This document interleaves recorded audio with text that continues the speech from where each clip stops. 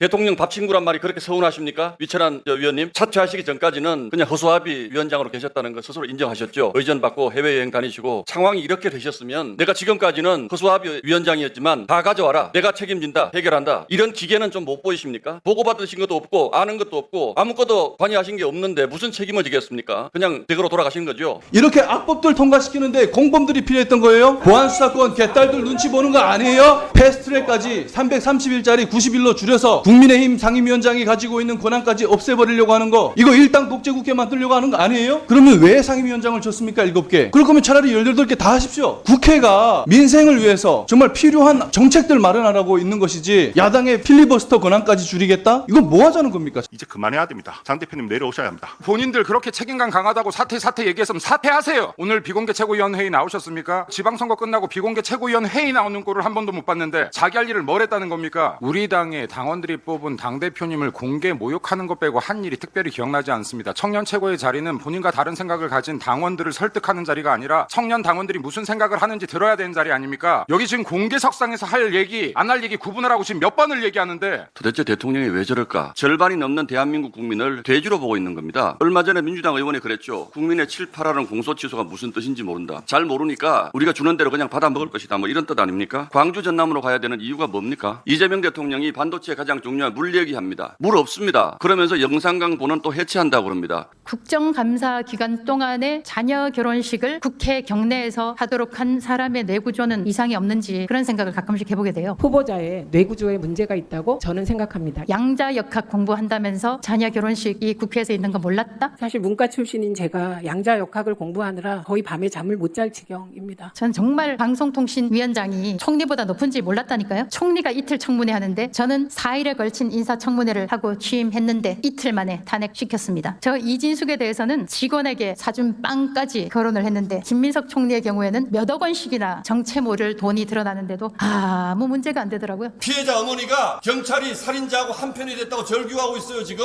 근데 경찰청장 얼굴이 그렇게 소중합니까? 자기 얼굴이 국민 앞에 나가는 게 그렇게 부끄러우면 사퇴하라 그러세요. 그럼 내일부터 얼굴 나갈 일 없게. 당장 사퇴하라 그러세요. 그럼 우리가 경찰청장하고 얘기할 일 없을 테니까. 젊은 경찰들 전면에 내세워서 말이야 카메라 다 찍히게 하면서 자기 얼굴은 그렇게 소중합니까? 지금 경찰이 잘못한 게 한두 가지입니까?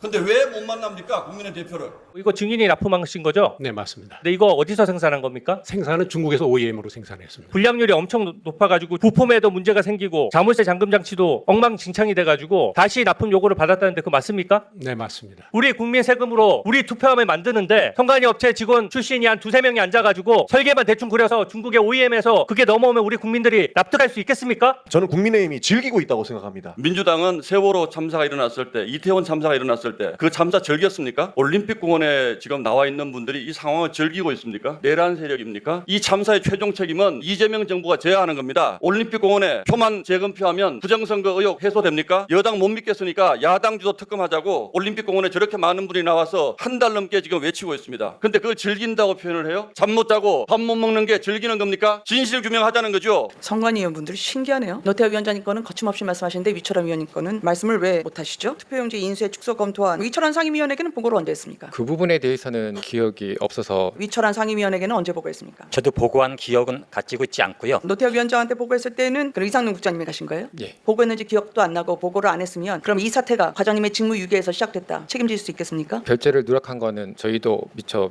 모르고. 뭐 이렇게 두려우세요? 위철한 상임위원에게 보고한 것만 두 분이 공교롭게 기억이 안 난다. 이상하지 않습니까? 뭔가 선관위 서버는 건드리면 안 되는 겁니까? 전문가들과 함께 수사하듯이 검증하는 것도 괜찮은 겁니까?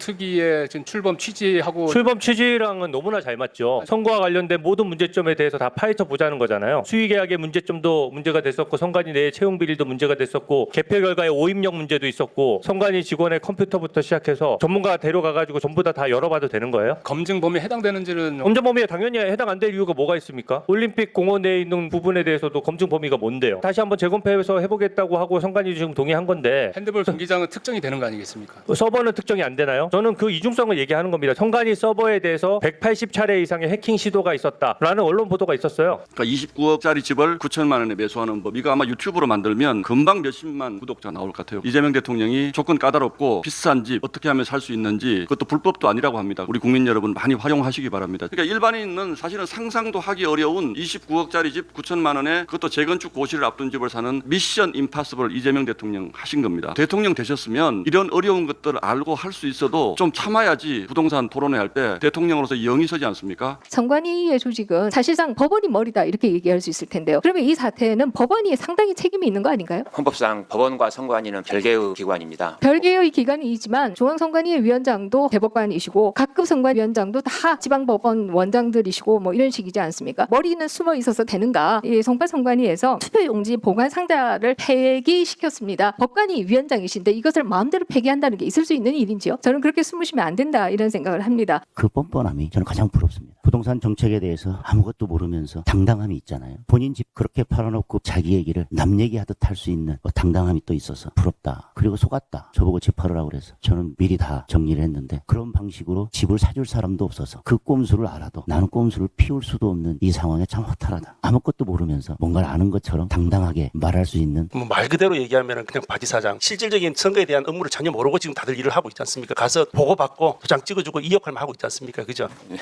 그죠? 기관장이 그 지경이면 그 선거관리 제대로 되겠습니까? 안 되겠습니까? 배제시키는 게 안 맞겠습니까? 네. 지금까지 바지사장하고 있는데도 계속 그렇게 놔두는 게 맞겠습니까? 그 부분에 대한 제도적인 보완이 절실하다고 생각합니다. 최근에 이재명 대통령 17.7억 건재당 설정한 부동산 거래 현황 파악하셨습니까? 청와대에서 발표한 내용 이외에 제가 아니요, 부동산 CF를 운영을 하고 계시다고 그러기 때문에. 청와대에서 얘기한 거 말고 추가적으로 파악한 건 그럼 이건 왜 안 하시는 거예요, 그럼? 아니면 자, 단순한 감정으로 저희가 뭐 아니 이게 감정입니까? 국민들이 감정으로 지금 건재당 설정을 비판합니까? 아니 감정이라는 건 무슨 말씀이세요? 당사자들의 잠깐만요, 실장님.